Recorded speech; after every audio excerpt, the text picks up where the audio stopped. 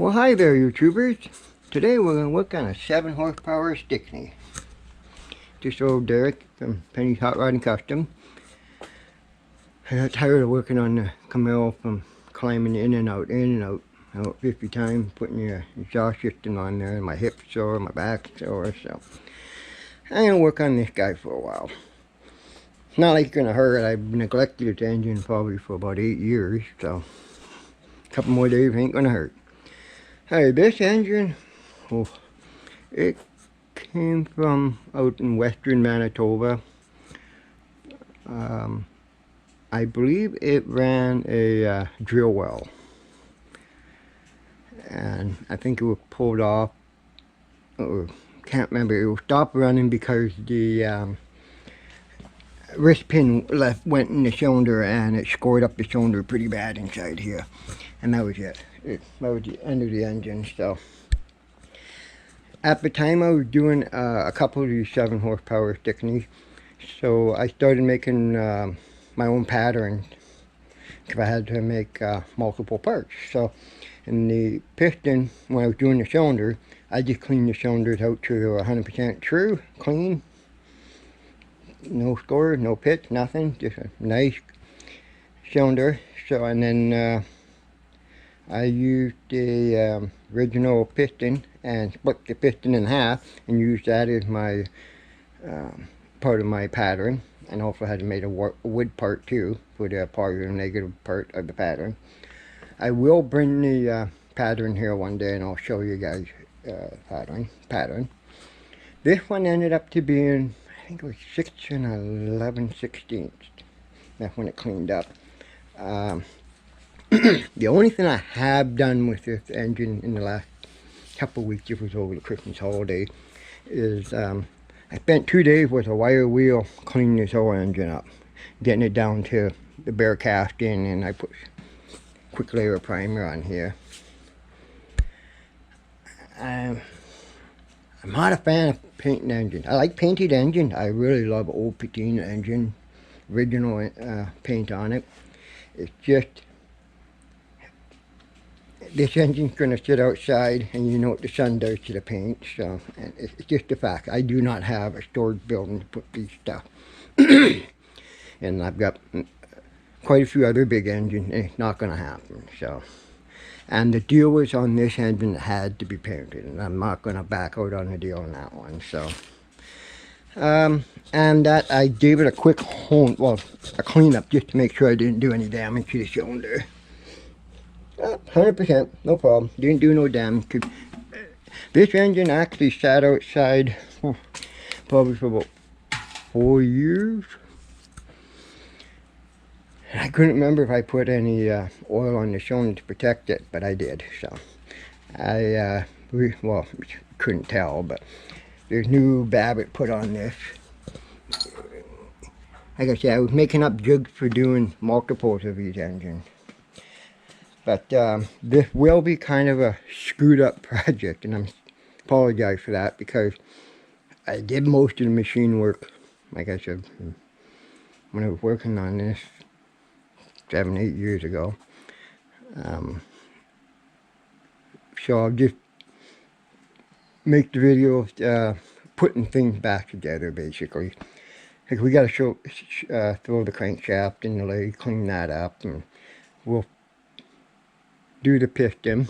I did not finish doing the piston, so I can at least show you guys how I did a bit of the piston, putting the rings in. I kind of wished I did this, because I made all new gears for the governor, new shaft. We'll get to that later. So I think right now what we'll do, enough rambling on about that engine. Here's the piston. I just cleaned the rust off of it. Here you can see how rusty it was. Yeah, I just spent some time and cleaned it off. I got it dialed in for what it is. Don't ask me why, but I screwed something up a long time ago. These are rings that I made out of a piston slug like that, but much bigger. You have to have anywhere from 2 to 4 thou clearance, if you start getting bigger, clearance from side to side wall, this way, like side to side here, air will go up and around it, and it won't start as good as it's supposed to. So this one I've got, that's about 2.5 thou. This is perfect. I numbered out which one. I couldn't remember which one my rings go to.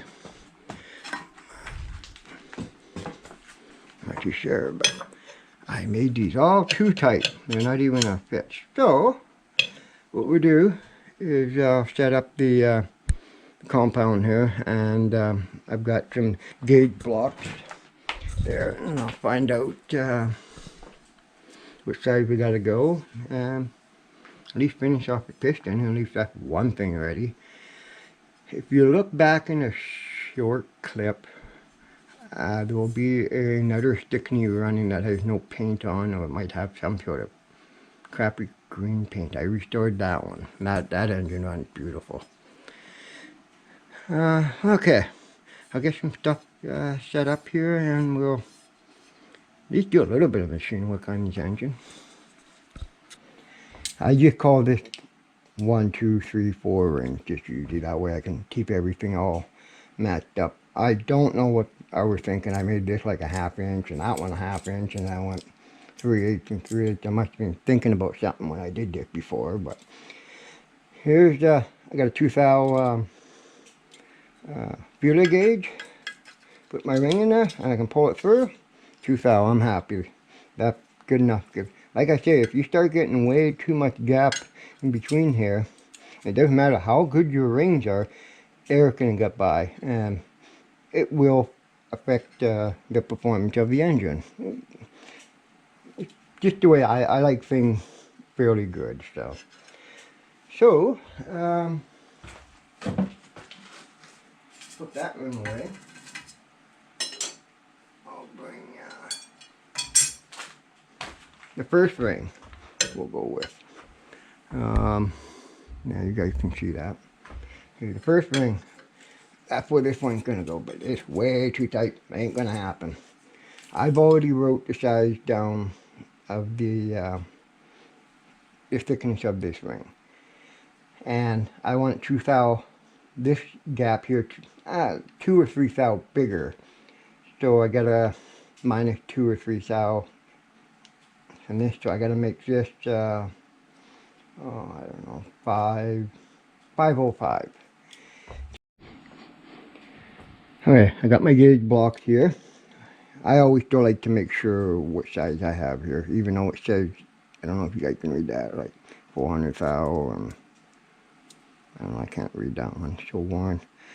But this one, I think it should be straight. This is straight 1/2 inch. It's a good fit. I always like to play different sizes just to make sure. I want one size, 1 thou bigger. This is like 5.1. Well, that's getting too tight, so get my other gauge. I don't know what I did, but I made this straight 1/2 inch. So now I got to I've already dialed the piston in the best it's going to be. I'll take this parting blade here, set it up very carefully, and we'll open it up so that way I get my couple thou clearance and that ring part done. And then once we have all these rings done, then I got to do the OD of this. This is where I have to figure out a bit of math, because we got to make up a mandrel to hold these rings, clap them in, and turn down the OD true to the cylinder of the engine. So right now I guess set up the lathe, and we'll open this guy up very little to shoot for this piston ring, and one step closer. Okay, I'm going to try to pick this up by freehand. I've already locked this guy in. I picked a gear that I like. You gotta be careful.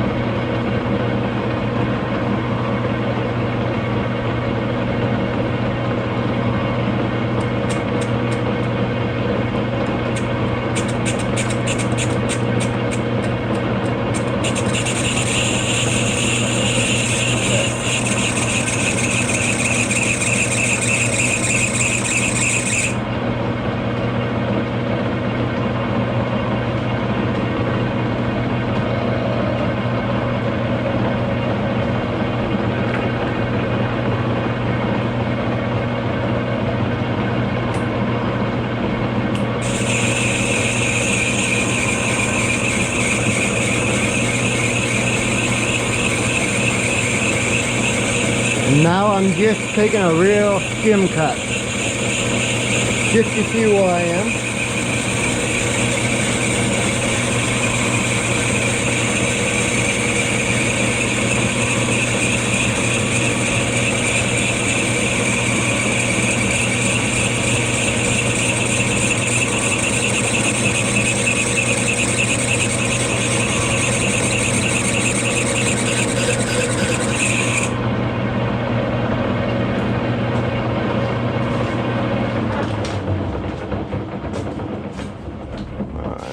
Bag of rocks.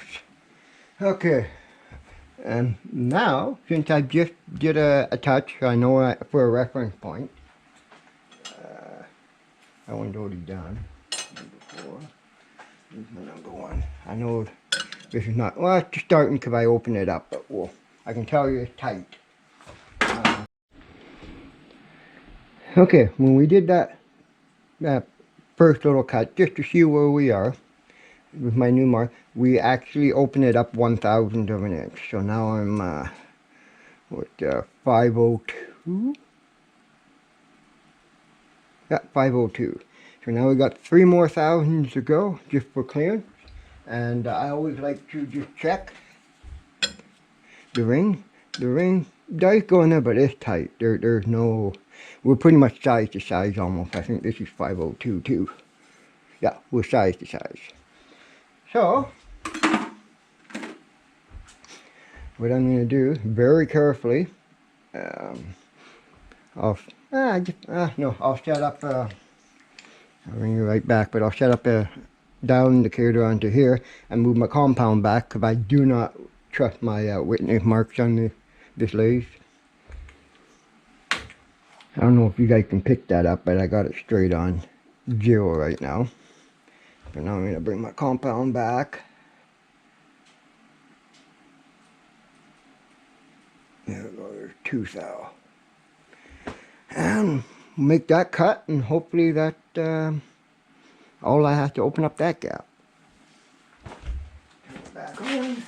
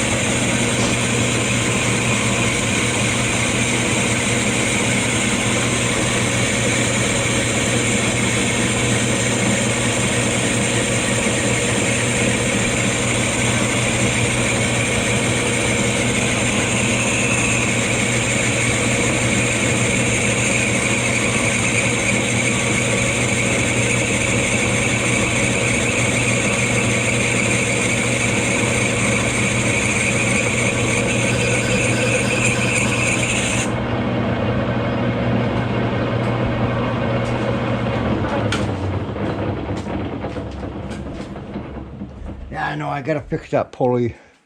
It wobbles, it sounds like a bag of rocks. One day I'll fix it. Nothing to do with the headstock or anything. Oh, that's feeling a lot better. I'm liking that. Just for a quick test, I will try a feeler gauge. See if I can get a 2 thou through there. She's too tight. So I'll go with my indicator and just hit it 1 more thou. And just slowly climb up to your size, and there, you've done that part. And then I gotta do for that one and that one. I'm not gonna show you guys all that, but just this one. Just to get the idea what I'm doing. And then clean your edges once you've cut. And then after that, we will set up the new mandrel to turn those outside diameter of the rings. Alright, once I get that set up, I'll bring you guys back. Okay, I've cleaned, I opened them up. They were probably about 5 thou each. And I have measured everything. Oh, not that one. We already know that one works. I used it while I measured, and I also used a feeler gauge. I've got 2 thou there, which I want. There's my number 2. 2 thou there. You can always tell by just wiggling the tube.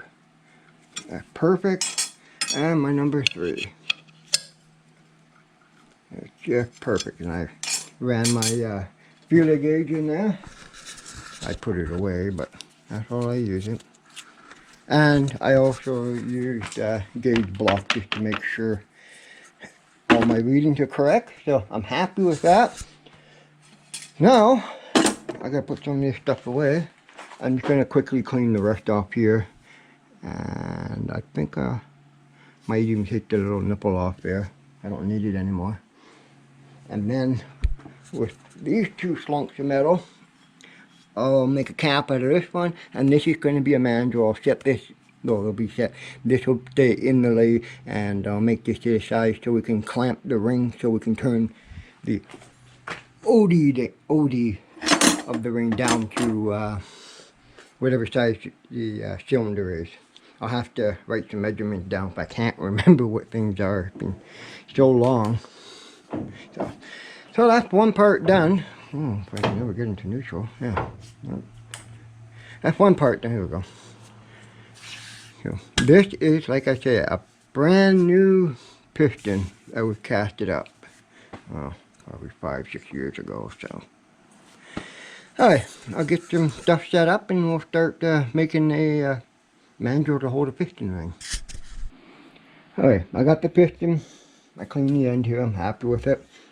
One thing I did forget is, okay, I got my final dimension, whatever size it is, but this landing, and this landing, and this landing, you always want it a bit smaller from your OD side, because the piston heats up, all the heat here, this will expand a bit. So usually, as a rule, no more than 1/64 of an inch, which is what 15 thou. So I'll hit like 15, 10, and then 5 thou. Because if you don't, in cases where this will expand too much, you'll pinch your ring and it'll start scoring out your cylinder walls. So there's something you got to remember. I forgot, but I didn't even do this. So at least now I caught that. Now I'll just take off 15, 10, and 5, and this piston's done. Anyway, after a little while, I finally made my mandrel. This is just a piece of stock material I had around. I think it was 7 inches. And there's my other end. It gets bolted up like that. And then it sandwiches my piston ring. It gets put right to there. And then I can squish it. And then clamp it in. And then I can turn my OD down to the right size I want. I did my measurement, what I wanted. Okay, so this is how I clamp a bigger ring down when I don't have a hose, a big compression clamp. I just use a bunch of hose clamp. Put that on there. See if I can do it one-handed. Alright. Now, like I said, I just couldn't do it with one hand. I just snug her up. Yeah, that's about right. Yep. And then I put my plate on. Take that out.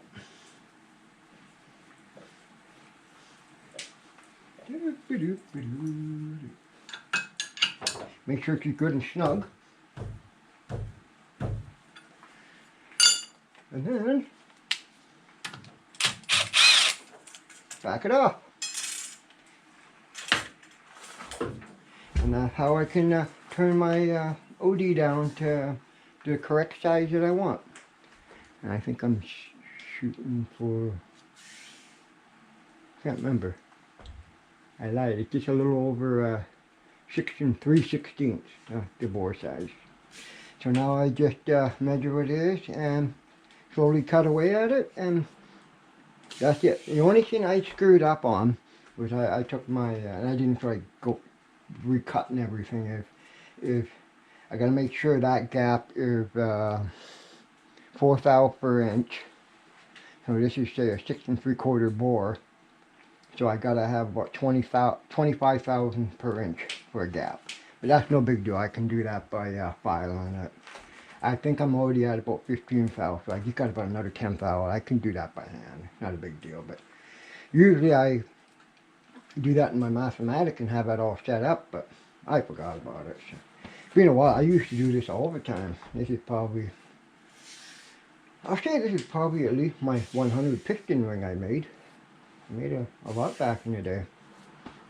Alright, I'll get that set up and then do all 4 of them, and the ring's done and the piston's 100% done. Alright, I've cut the first ring. Usually I do this in about 3 cuts. Once I set it up, get close you can, just do 1 cut just to true everything, make sure everything's round, and then I do a 2nd cut just to get whatever material I need off them, and then I measure it again, and then that's my final cut. And I got this to my final cut. I'm happy the way it is. The only thing you also have to take some consideration is a gap in your ring. This is let's just say a 6 3/4 inch cylinder bore. That works out to be about 25 thou for a gap you need for the ring to expand. So that's another thing you have to consider. I was about a couple thou off. I can get a 22 thou in. I can't get a 25 in, which is no big deal. It starts, but it's just tight. You can touch that up with a file, but that's just something you got to remember too when you're making custom rings. But this is the first one done.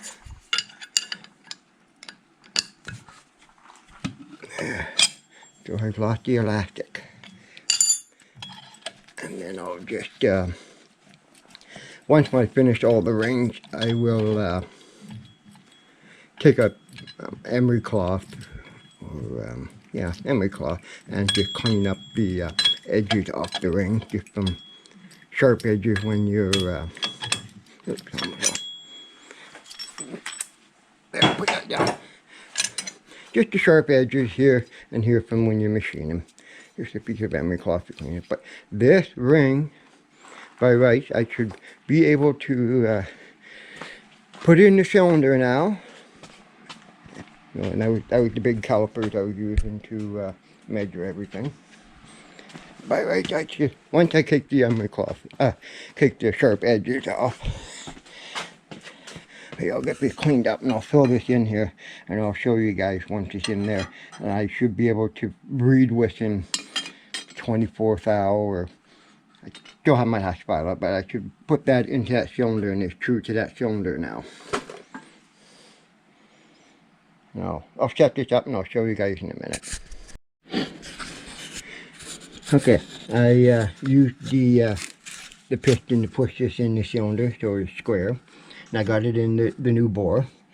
The bore just got to be cleaned up because there's a bunch of dust in there. But I used my feeler gauge here, and I don't know if you can read that, but it's 20,000. So I just got to file it 5,000. That's easy. That's no big deal. But and there, that ring is customized for this cylinder now. One day I'll make another video of making customized rings, but it's not easy. Well, I shouldn't say it's not easy. It's a lot of time, and well, something I enjoy doing.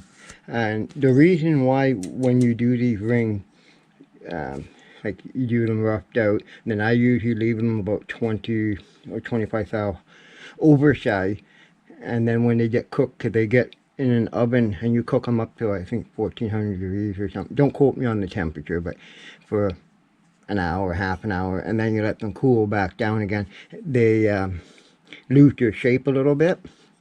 So that's why you got to reset it up and then cut the final the final outside bore, and then you got your matching rings for the cylinder. So I just got 3 more to go, and then when I'm done that, I always check to make sure how much for ring gaps.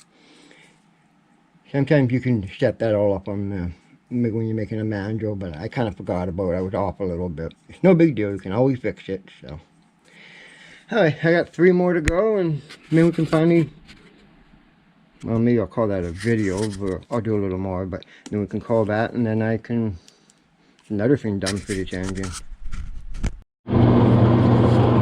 And also, I always used a dial indicator.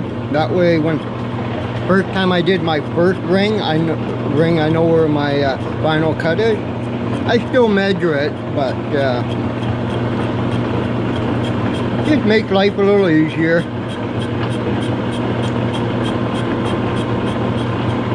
And this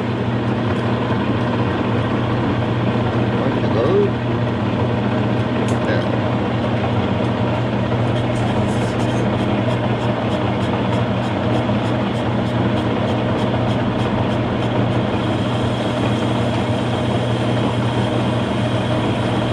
And that's the final cut for the second ring.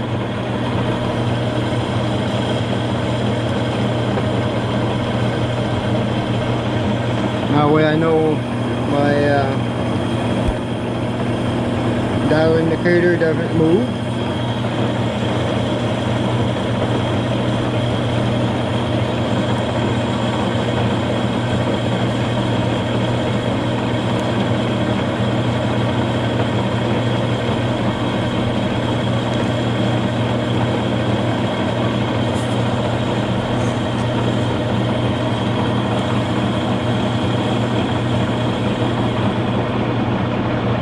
Stop it. I'll bring it out a little bit. You can see the dial indicator come out. That way I don't hit it. And yeah, don't hit anything. And that's it. And that, once I give that ring a little polish, it's good to be put in the cylinder and check the gap. Well, took me a little bit of time. I filed the end, got all my gap perfect. Right, I wanted 25 thou, so I filed them all. They're all done. I've checked them in the bore. Hard to say, they're all dirty now, but I think what I do, I'll leave the video as this one, and I think the next video I'll have it where we're putting, I'll go over what I did with the cam box and the governor. And I can put that back together. I guess we'll make a video of that. But thanks for watching, and I'll catch you on the next one on the 7 horsepower Stickney.